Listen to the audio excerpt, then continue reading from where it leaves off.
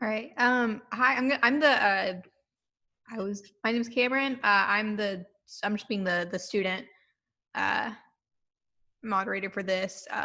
We'll give it a few seconds to make sure that everyone has time to get in and everything, and then I'll go ahead and introduce our speaker for the breakout session on centering civic engagement work in equity and inclusion. So if this is not the breakout session that you signed up for, this is a good opportunity to hop back. Lauren's going to be in that main session, and she'll be able to redirect you to where you're supposed to go. So if you're in the wrong one, now's your time to leave, or you can stay. You're not gonna, I'm sure you'll get some really useful information in any of the sessions. So this is definitely a good one to be in.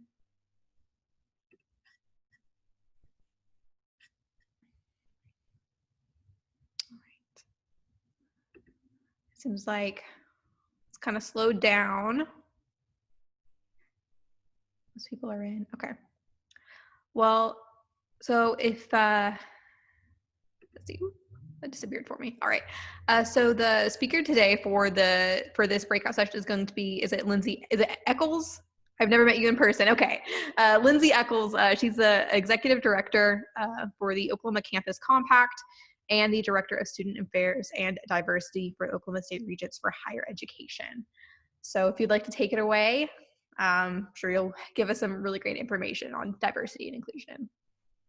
Hello, everyone. Can you hear me? Wonderful. First, thank you for allowing me to come and speak to you all today about such an exciting topic. I also want to tell you two things. I apologize if you hear my dog starting to bark. I've put her in a little room, but she knows that it's Saturday and usually she's not in a room when mommy is not working. So if you hear her bark, just ignore her. I promise I'm not hurting her. Secondly, there will be some times during the presentation where I take my screen off. One of the things that I've noticed in the world of Zoom meetings and presentations is that sometimes my computer system, I don't know if it's Cox or whatever, lags behind, but I will most definitely come back on because this is going to be a very, very, very engaging session where I truly do want you all to give your input, be authentic, and be honest and real. So I am going to, at this time, share my screen.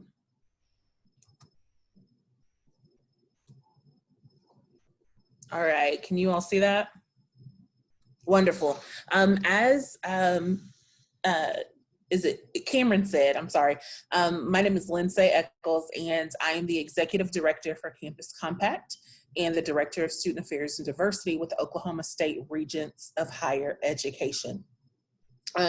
Today we're going to be talking about centering civic engagement work in equity and inclusion.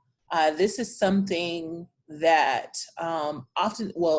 in years past, in the midst of doing civic engagement work and community engagement work, oftentimes we have not centered it or even allowed equity and inclusion to truly be a piece of the conversation and a piece of our planning behind it.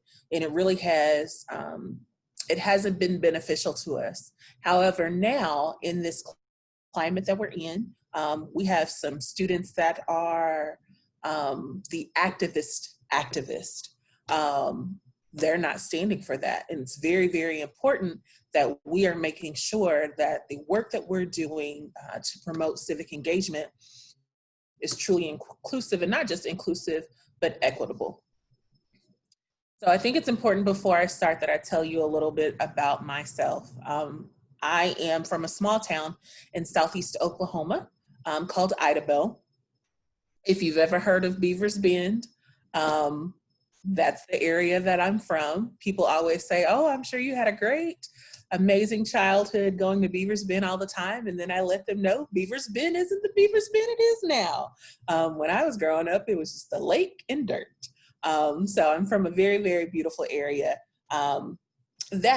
with parents who truly, truly did impede in us at a small age the importance of civic engagement work.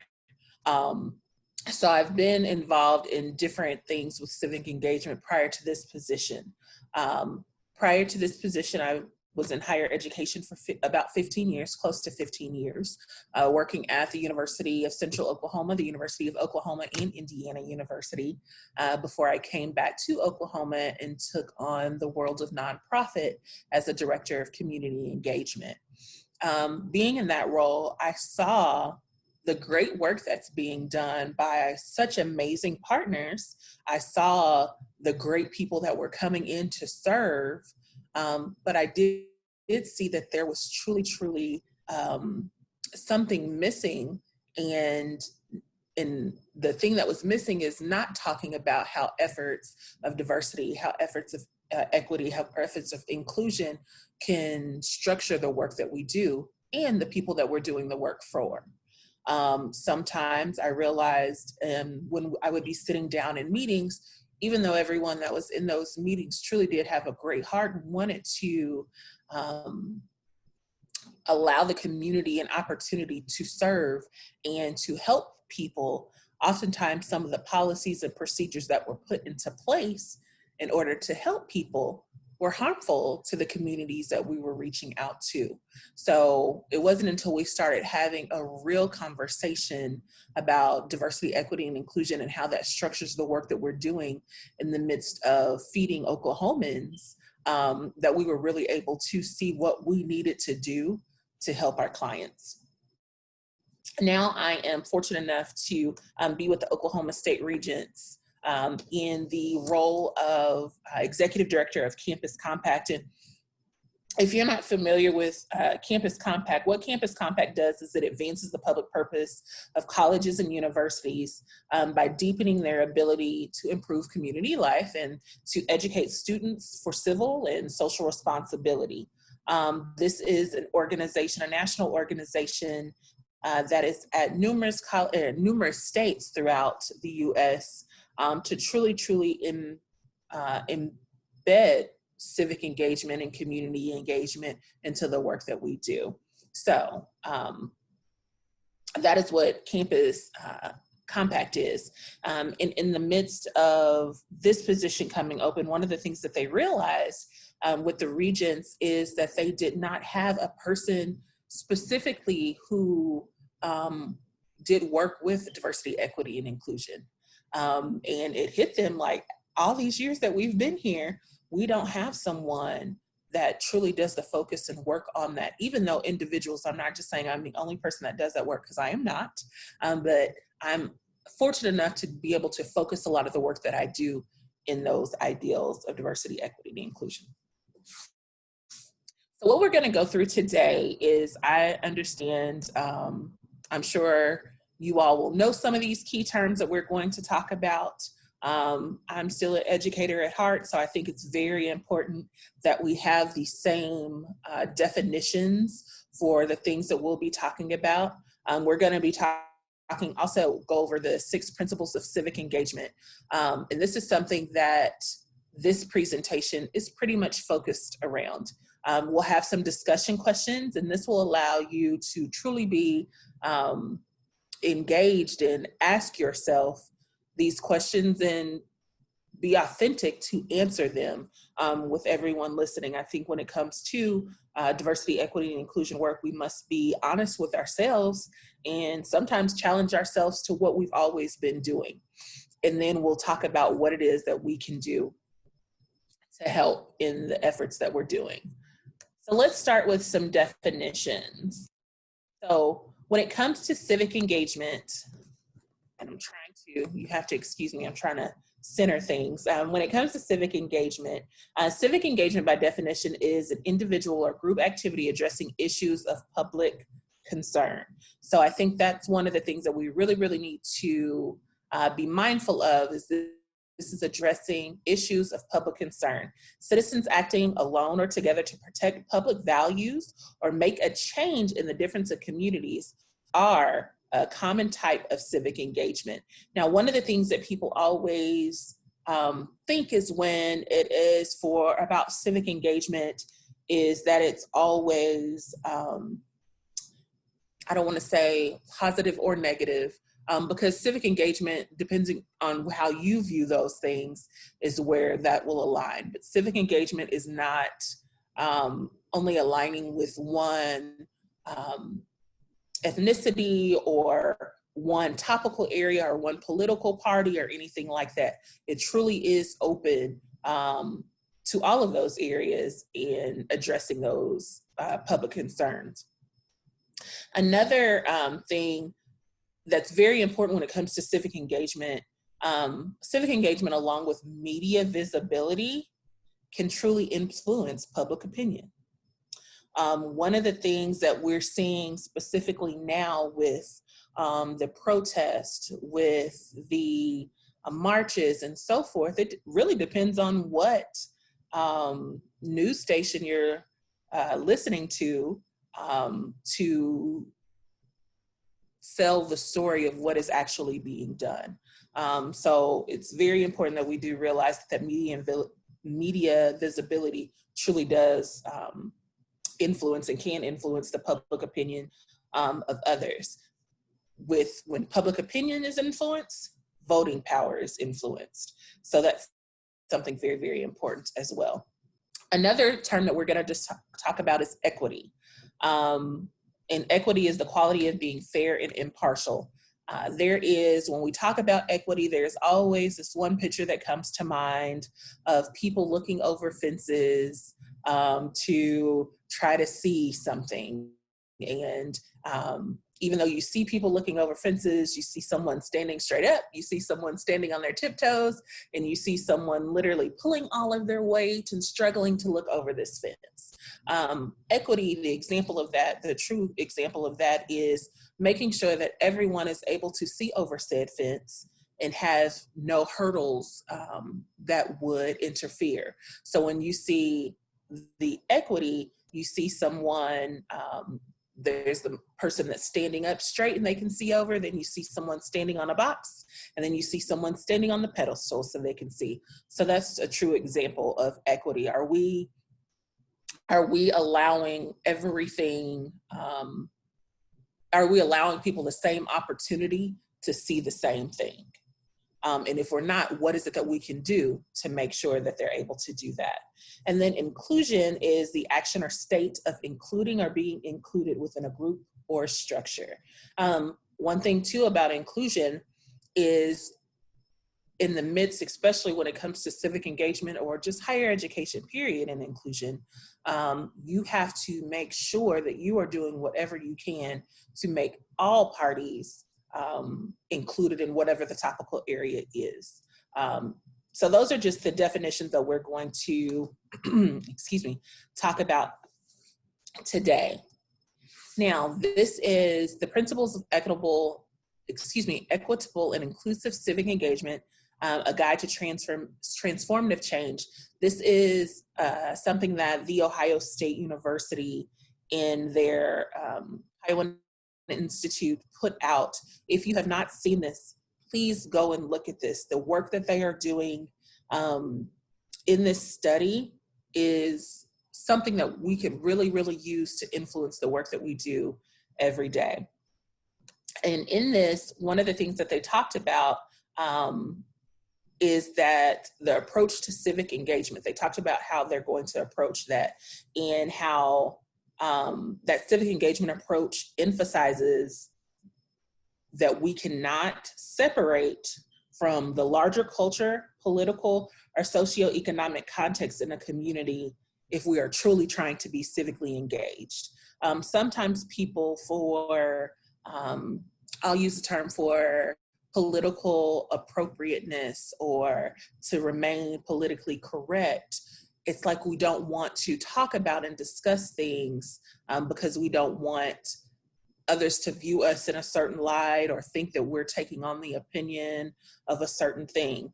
What this is saying is you must really be open, you must be honest, you have to realize that there's no way that you can separate what is going on in the world when it comes to politics, when it comes to injustices, when it comes to socioeconomic disparities, when you're talking about the work in context of building community. And the most effective form of this is truly civic engagement. So this is what this study talks about and bases its work on. So what we're going to talk about now, and this is going to be something that I found very interesting in researching this. They talk about the 6 principles for civic engagement. The 6 principles of the principles of equitable, inclusive civic engagement describe 6 essential elements of effective civic engagement work, particularly in communities of color and communities suffering from adverse effects of multi-generational poverty and disadvancement. So the 6 things that we're going to go over, and we're going to spend a little time on this, are as follows. So when we're talking about the 6 things, the first is why it's important. The 6 principles for equitable and inclusive civic engagement is embracing the gifts of diversity. The reason that this one is so very important, I mean, of course, it's important to talk about diversity in all actions, but it's important to recognize that people have a wealth of power in their combined social capital. The networks, norms, the trust, and the inability to participate, to act together more effectively on shared objectives is why it's so important to embrace the gifts of diversity. One of the things that I saw working in higher education for years, especially with student organizations, is the concept of group think. We would ask a question to students, and it would depend on who had the strongest opinion and the way to verbalize it the strongest.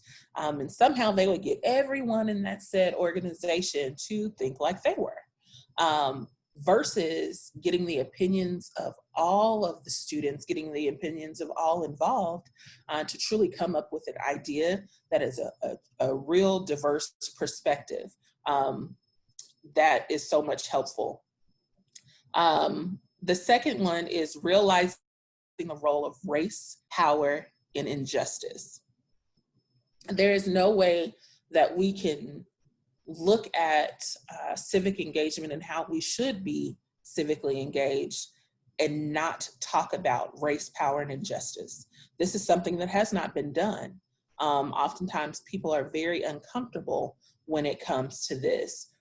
They ignore or they avoid the injustices experienced by their neighbors.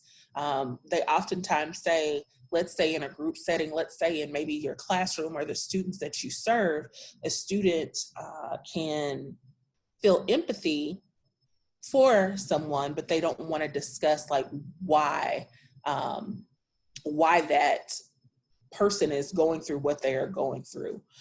So it's very, very important that we talk about the role of race, power, and injustices. In the according to Holly, which is in the book that I referenced, she stated when community members ignore and avoid the injustice experienced by their neighbors, they risk alienating those whose lives have been colored by them and losing important knowledge and wisdom to help solve or collect change and challenges. Equitable and inclusive civic engagement requires community members to confront histories, by racism, classism, and unjust abuses of power. This is something that we are experiencing right now. Our students who have been very engaged with the different movements, I'll use the Black Lives Matter movement as one.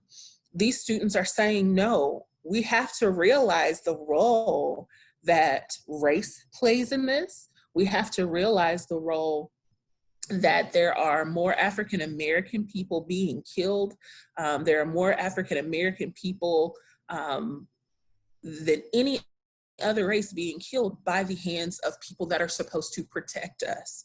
They are talking about the role of power. What policies are being created by our governing systems? What policies are being created that are keeping power in the hands of the majority versus disseminating that power other places? And then they're talking about the injustices that they're seeing live on camera because it's being recorded. So realizing how those are so important that we talk about, not be afraid to talk about that, to make sure that change does happen. The third one is radical hospitality, invitation and listening. One of the things too, when it comes to this, is diverse groups of community members, younger people, immigrants, people of color, people from different socioeconomic backgrounds, can truly face tremendous resource barriers to engagement as results of the failure to incorporate their voice. Now, I want you all to think in whatever realm that you all work in every day, whether it be as a community partner, whether it be as a professor, whether it be as a student. Think about that student in your class that is from a marginalized community, whether it be seen or unseen. Think about that student that is from an underserved population. Are we including them? Are we asking for their feedback? Are we asking them, and not, I'm saying asking them in a way of being inclusive, but not asking them in a way to be the spokesperson for whatever that said community is that they're serving? Are we allowing them to be a part of those conversations? And then after we ask them questions, because they are truly the ones that have that experience, that they're experts in that, are we listening to what they're saying? If we're not listening to what they're saying, oftentimes what then happens is a student is just like, oh, well, they asked my opinion. They asked how we should move in this situation, but then they didn't take me and the things that I go through every day when making a decision. So are we really creating that inclusive listening environment and allowing and welcoming them to come in and speak? Another is the trust building and commitment. This is so important because distrust is one of the most powerful factors in contributing to communities' disengagement. If there is not trust, communities can't be built solidly. Equitable work, great work cannot be done because you don't have trust in that level. Trust between institutions. If we look at, I just mentioned the Black Lives Matter. There are people that do not have trust in the police system. There are people that don't have trust in local government agencies. So how can we build community if there is no trust there? In trust, my grandfather used to always say, when I would say, I love you, he would say, me too. And I would say, wait, no, tell me you love me back. And he would say, I can show you how I love you more than I can tell you. So are we at a place where people are showing people, this is the reason that I should be trusted. This is the reason that we should be trusted because we are trying to make things better? Or are we just saying like, oh, things are gonna change and you'll see? Have actions truly allowed people to build that trust? And then number 5 is honoring dissent and embracing protest. One of the things that I see all the time, and I'm using Black Lives Matter movement right now because that's the one recently that has been truly shown more and has gone on longer during this time. And I sit back and I think about what would my grandparents do in this time? My grandfather, who was a civil rights leader in our small town, what would he do? How would his response be? Or would it be positive? Or would it be like my grandmother, who is almost like, no, don't do that. Just everything will be okay. She did not want to, I believe she would have thought, even though things need to change, this is going to be very upsetting and bad things might come. So how are we honoring that difference of things need to change. And students or people, not just students, are wanting to protest and see said change happen. Are we embracing that by saying, as they said, this is a peaceful protest? Or are we pushing the narrative of, do you see the negativity that's coming from this, the rioting and so forth? Are we taking up on that narrative? So I think it's important that you distinguish the difference and truly encourage and honor those things when it comes to civic engagement. And then the last one is adaptability to community change. One of the things when it comes to change is hard. Sometimes we think that change is going to happen overnight. Sometimes we think that things should move quickly because this generation and the people that majority of the people out now are wanting this change to occur. But are we allowing an opportunity to truly change and not just change momentarily? One of the things that's stated in the book too is change is difficult for many of us, as stated earlier. Changes in behavior, attitudes, and belief require that a person navigate a stressful process of inner psychological adjustment. And yet, communities are always in the state of continual change. Neighbors move in and out, businesses close and move on. New technologies such as television and the internet change the way that we communicate and alter how we define our communities. To be engaged in a community for any amount of time means entering into this difficult process of change, possibly many times. I think this situation, especially with the pandemic right now, shows how change has, quick change has happened that we've had to modify our thinking towards. This is the perfect example. This summit right now, this was supposed to be an in-person summit. I have literally been at home for the past 5 months. I'm working from home. And one of the things that people used to think was, oh, people won't be productive at home. Now people are seeing that this is a change that not only had to happen quickly, people are being more productive. So having to be adaptable, being pushed into making that change is something that we've done, some better than others, but it's something that we have done. That's very, very important as well. So these are the 6 principles of civic engagement. So what I want us to have that discussion on now is I really want us to discuss a couple of questions that I've come up with. And this is when I do want participation from you all. So the first question that we are going to discuss is, how have you thought about civic engagement since the pandemic and social unrest? Has this time changed your thought process? Again, that question is, how have you thought about civic engagement since the pandemic and social unrest? And has this time that we've had changed your thought process? So anybody can start. Mm-hmm. I'll start. I'm Erica.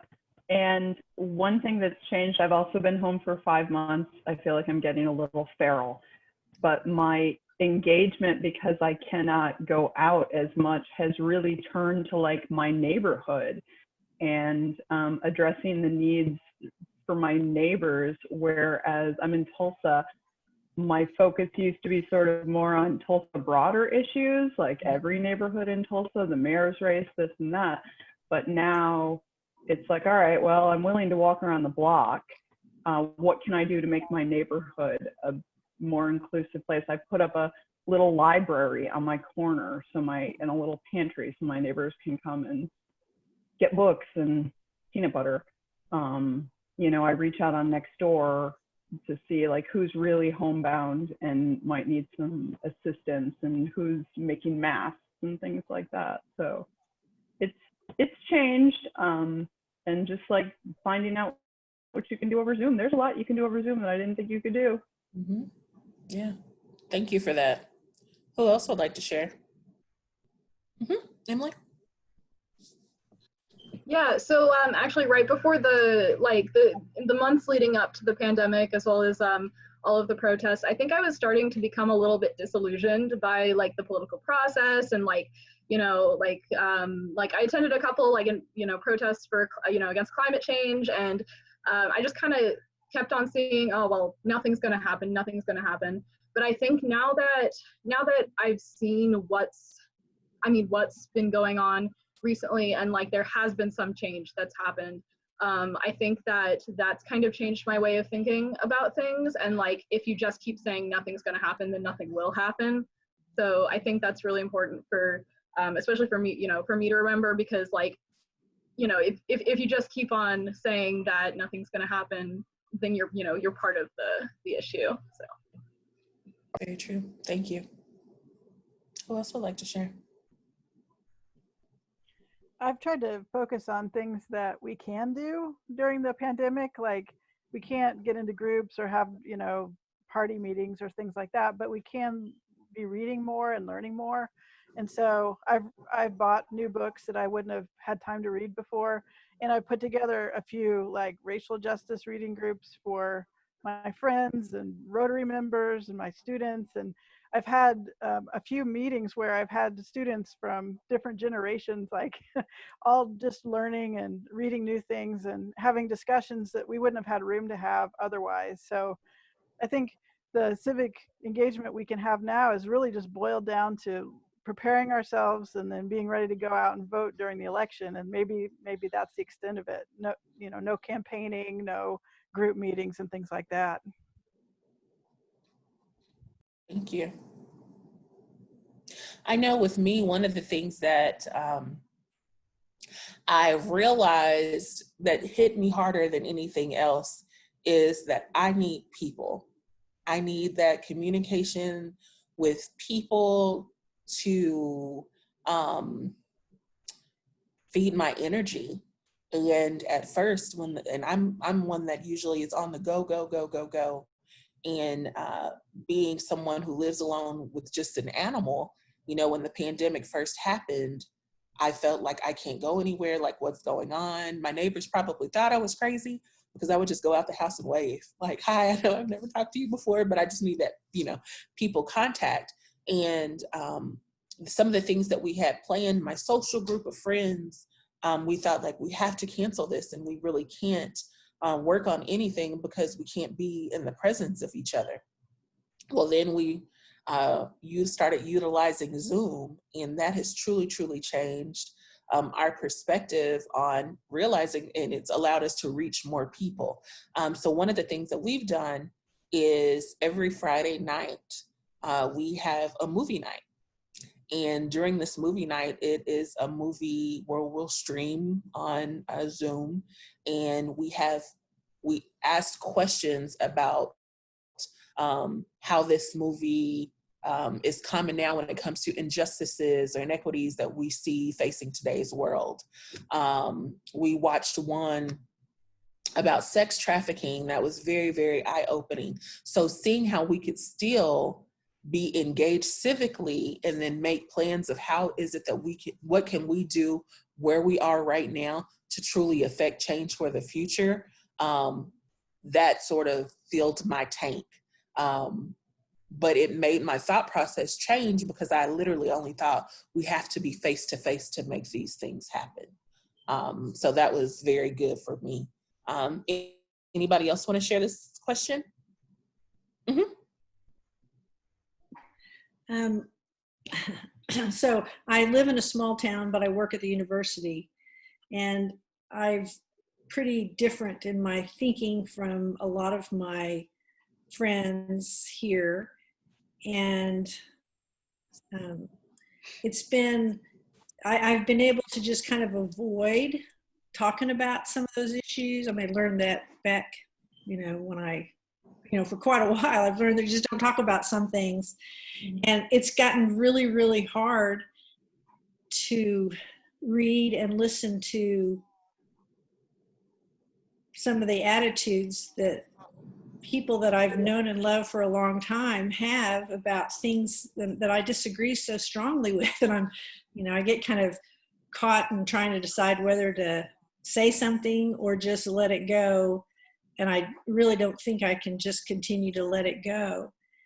Even though that's kind of to my own peril, because, there's kind of pretty strong feelings around my town about how things are and how things ought to be. And anyway, so it's kind of been a little disheartening to me. If people seem to feel more vocal because of social media and the things that are going on, and it's like the strength of their convictions has me kind of scratching my head and feeling at a loss as to how to hold those two things in my head at the same time. That, it's kind of shocking, really, the things people will say online. Yeah. I know one of the things, I've had friends that are just like, I'm just getting off of Facebook until the elections are over, because you're really seeing people's true colors and I just can't take it and so forth. And one of the things that I always challenge them to do is don't get off, because we need your voice. We need to have something that combats that negativity and that, well, everyone in this group is like this. I've had people that I've gone to church with. I've had people who I've watched their kids say some things that I'm just like, should I have not felt safe in your home? Yeah. Because of the hate that you're spewing right now. And I challenge you, and I challenge everyone to, sometimes when they say sometimes the best thing to say is not say anything at all. I find what works for me, and this just helps me and works for me, it might not work for you all, is when I see someone who has been close to me or that I've known in different areas and they say something that's negative, I just put up, I see you, and I leave it like that.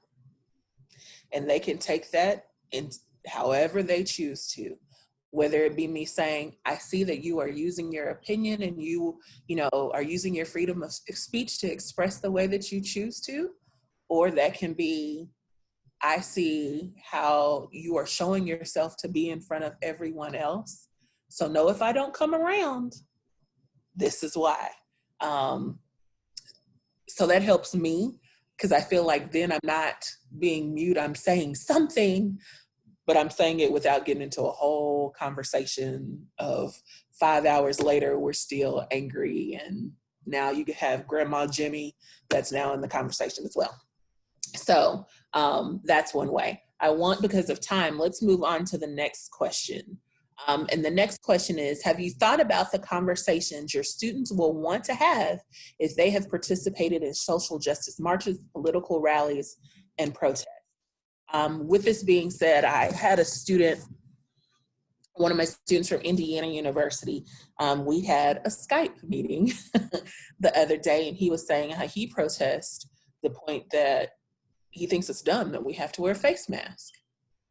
And so, even though that necessarily wouldn't be a protest that I would protest, but how, as someone who was once an administrator for him, how can I have that conversation with them, even when I don't necessarily agree with the views that they're talking about? So have you thought about how those conversations with your students will be? Or if you are a student, have you thought about maybe the challenges or that you feel that you might have when it comes to those things from whatever stance that you're on?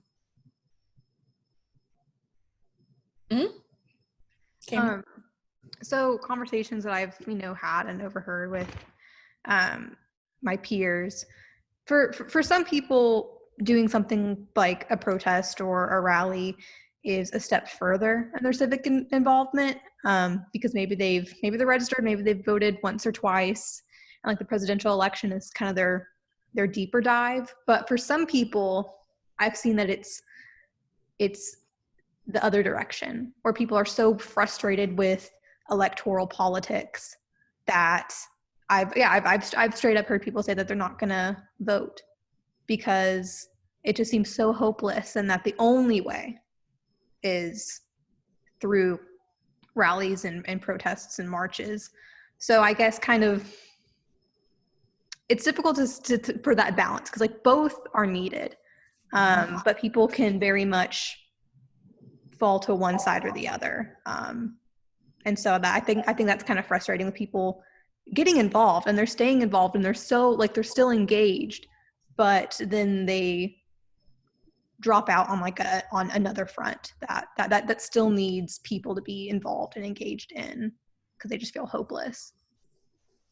One of the things that I also tell my friends who say those same things, that have truly been on the streets, advocating and marching and so forth, when they say, you know, this is my vote. I'm not going to go and vote because my vote doesn't count. One of the things that I tell them is, by you not voting, you are voting. And you're voting for everything that you're trying to change. So by you not utilizing that vote, even if it's just to say, yes, I was able to vote to change things. It also does something. I remember the first time that I was able to vote and I got that sticker. I'm not gonna lie, I wasn't aware of everything I was voting for, but I just felt a different way. So encouraging them and letting them know that by not, you know, we can march, we can advocate, we can do all of these things, but until policies and procedures change on the level that need to change politically, nothing will change. So keep encouraging them that you have to utilize that vote. And you're not gonna get everybody. And that's the reality of it. But just know that somebody is listening. And if you get one, then that's good. Who else would like to share? And you all can share too if you don't have your cameras up. Erica? Mm-hmm. I think one conversation that's going to come up, that's come up before, is Tulsa is a pretty white city. And so at a lot of the Black Lives Matter protests, it's a lot of white people. And there seems to be a lot of conversations happening primarily among white people, like, is this appropriate? Is this okay? Should I be going to a protest?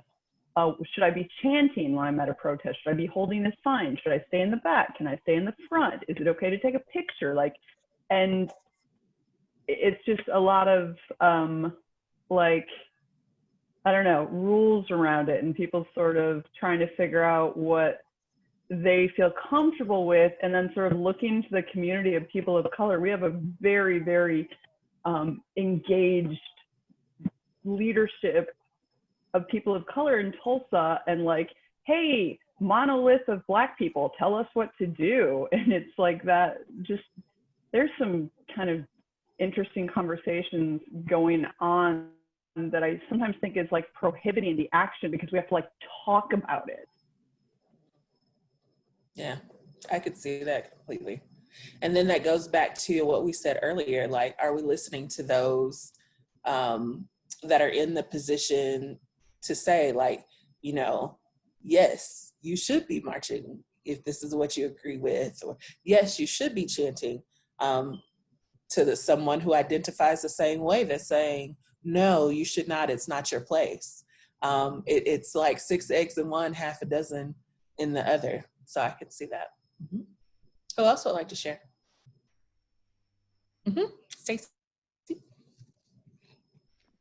So with this whole Black Lives Matter movement, I've been using the social media platform for most of the educational side of it.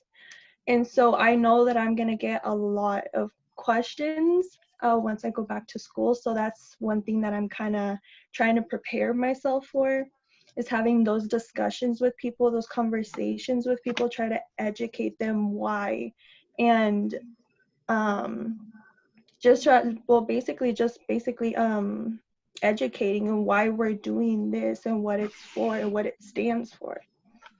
And I've made like a little group chat with my friends saying like, you know, like we got your back. Like if you need anything, any resources that you might lead them to that maybe they'll understand, then we have those available for everybody. But it's just about having the conversation and not let it die out, not letting it fade. Still having that conversation because it's an important part of what's going on right now. So we need to keep having that conversation. Mm-hmm. Agreed. Thank you, Stacey. Who else would like to share? Emily? Yeah, so I think one of the biggest like inhibitors for me in the past about speaking up about things and having those hard conversations is that like I get very nervous, you know, about like, oh, am I gonna sound dumb? Am I gonna, you know, not sound educated on what I'm talking about? Which is why I've tried to like, you know, prepare as much as possible for the school year, because I know that we are going to have those tough conversations and we are going to like to you know, to make any sort of change like within the minds of our peers, you know, on campus and in our communities. We're going to have those conversations. So I've been trying to get as educated as I can, you know, reading literature, and like just staying connected as much as I can, because that's what's really prevented me from participating in the past is just worrying about it, and that's not productive at all. So, And this is the thing too, you don't have to have all the answers. It is not one person's job to have all the answers. Like if you will drive yourself crazy to try to have all the answers.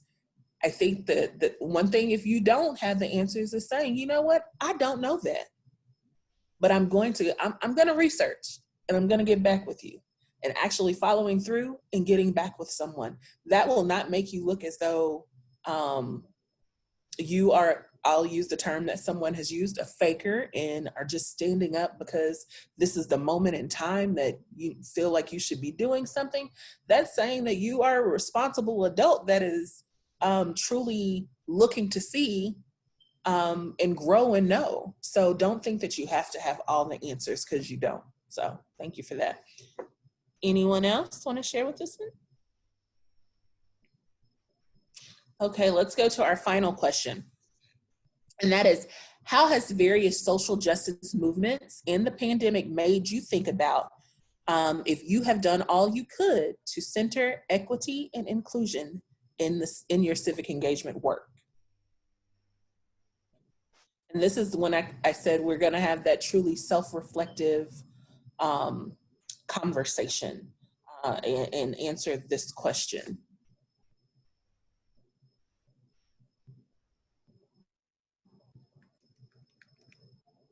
Yes, ma'am. Ruth? I just kind of wanted to jump in here. The questions and the conversation have been so good, and just offer a little bit of perspective from Western Oklahoma. You know, I was really impressed with some of our students this late spring and summer who were very engaged in the movements, and to the point that our Dean of Students and I had some virtual town halls with them, because they wanted some real change and they wanted some real action. And so we've even had a new student organization, you know, be added and approved this summer, a diversity league. And they're going to help us move forward with some student diversity programming. So I'm super excited about that. But one thing I absolutely loved on your 6 principles that you had up there earlier is, you know, it's, oh, someone's coming to my door, so ignore this doorbell and my dog barking. When that happens, my husband ran outside to cut him off. I would be thrilled if on our campus we'd actually have some protests and maybe a little bit, some demonstrations and a little unrest, because I think some of us in rural, smaller campuses see so little of that. I mean, it's kind of like a flash in the pan reaction, and it's not sustained. But I think with the addition of this new student organization, perhaps our conversations will be ongoing for this new year. And so I'm really, really excited about that. That's awesome. That's awesome. And know that activism might come in just conversation pieces. I say this all the time, everybody's not meant to march. That might not be everyone's ministry, but everybody might be able to, somebody's side might be having that conversation on, well, why is this dance policy here? And we see that it only affects people of color versus non-people of color, or whatever that policy is. So answering those questions. And if you all at SWOSU are truly creating that opportunity where a student can feel comfortable, because I think that's the main thing. They want to feel comfortable in expressing themselves and not feel like if I say this, there'll be some type of backlash against me. I've had so many students that have come where we've had meetings with presidents of various institutions or the deans. And then after the meeting, they'll come and say, well, this, and the other. And they lay out all of these facts. And I'm thinking to myself, why didn't you express that? Like, this is the forum to you to be able to express that. And they say, because I may have been kicked off of the President's Leadership Council if I challenged what he said. Or they might take my scholarship away, or they might view me different. So truly creating that opportunity for a student to authentically use their voice is something that that group at SWOSU might do. So that's awesome. What's something else? Sylvia? Okay, let me unmute myself. Can you all hear me? Okay. I just think it's important to remember that it's not like a destination. You don't reach like a certain amount of work that needs to be done. And I think that's really important and something I've definitely realized, especially during the pandemic when we've had all this time to kind of sit and think and rest in all of these issues that are coming up, is we have not done enough equity and inclusion work in whatever aspect, academic, civic engagement wise. And I think that's really important to remember, that it is like a destination. It's like a journey, not that end destination. And it looks different for everybody. And it's important to kind of meet people where they're at, kind of like what you were talking about. It can just be small conversations. It doesn't need to be a march. It doesn't need to be a protest. And so I sometimes feel a little discouraged because I'm always like, like I could have done better. I could have advocated better for this, but especially because we're all here, we're having this conversation, we are doing the work. No matter how small it is, it's important to not get defeated and just like keep going, because you'll feel someday that you'll see the results of the work that you did, no matter how big or how small it is. Yeah, very true. Thank you for that. I'll give an example of what this, for me personally, sometimes when we think about social justice or just engagement period, how that looks in the eyes of more ethnic based and on the basis of ethnicity. So with this question, I had to challenge myself. I am involved, I sit on the national board for my sorority.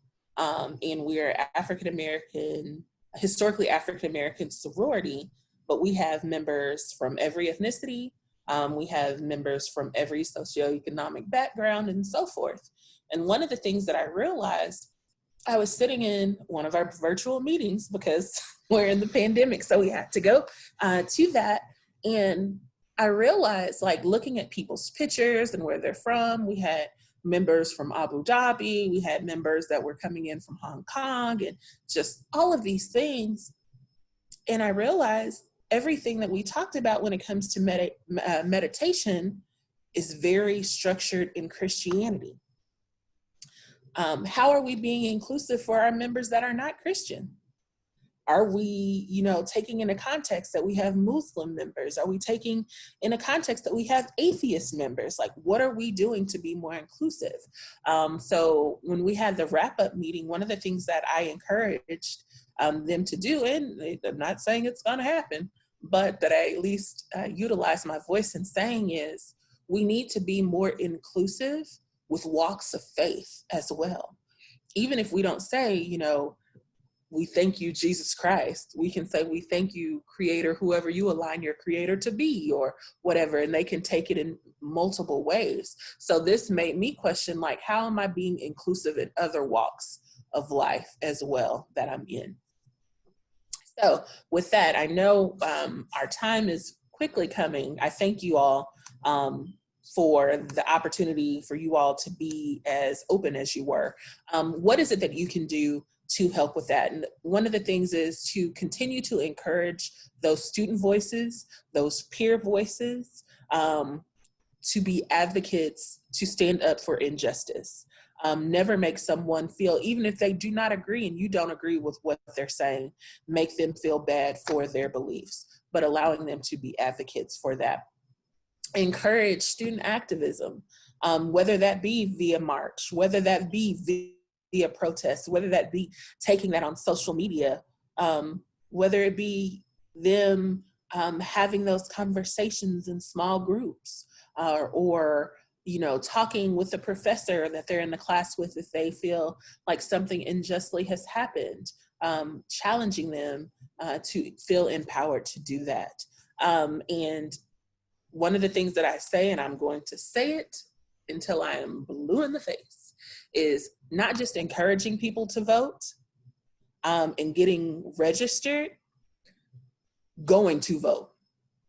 I think it's a difference. We do a lot of voter registration drives on college campuses, which are great, but then we look at the number of students that actually utilize that option to vote, and it's not where it should be. So encouraging them to register to vote and then going to vote.